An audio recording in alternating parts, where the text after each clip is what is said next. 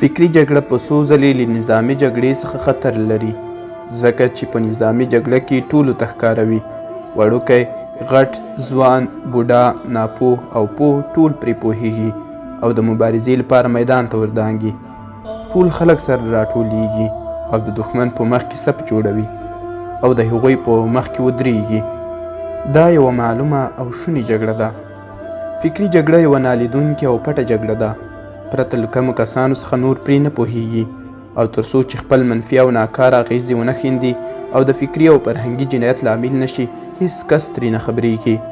هو، فکري جګړه له نظامي جګړې څخه خطر لرونکې ده، ځکه چې فکري جګړه هیوادونه او ځمکې مبارزې ته نه رابولي، بلکې عقلونه او انګیرنې تر خطر لاندې نیسي.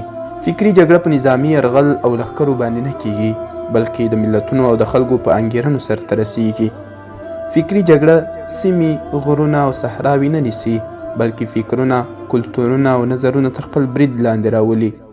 فکري جګړه وسلې او نظامي تجهیزات له منځه نه وړي، بلکې اخلاق او د خلکو عقیدې له منځه وړي.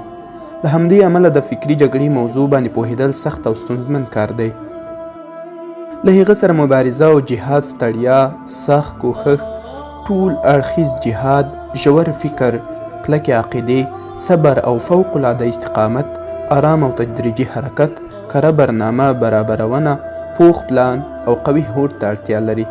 له همدې امله اسلامي بلونکي ته چې د اسلامي امت د طبیب او روحاني مشر حیثیت لري، په دې جګړه پوهېدل یو لازمي امر او ضروري کار دی. مسلمان بلونکي ته پکار دی چې د فکري جګړې په اهدافو، وسیلو او هوډونو خبر وي او د دښمن له دسیسو او لاسوهنو څخه په پوره توګه پوه وي.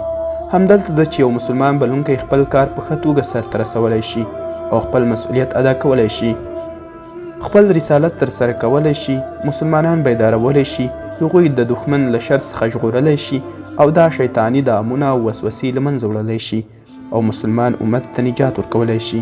الله تعالی فرمایي: قل هذه سبيلي أدعو إلى الله على بصيرة أنا ومن اتبعني وسبحان الله وما أنا من المشركين.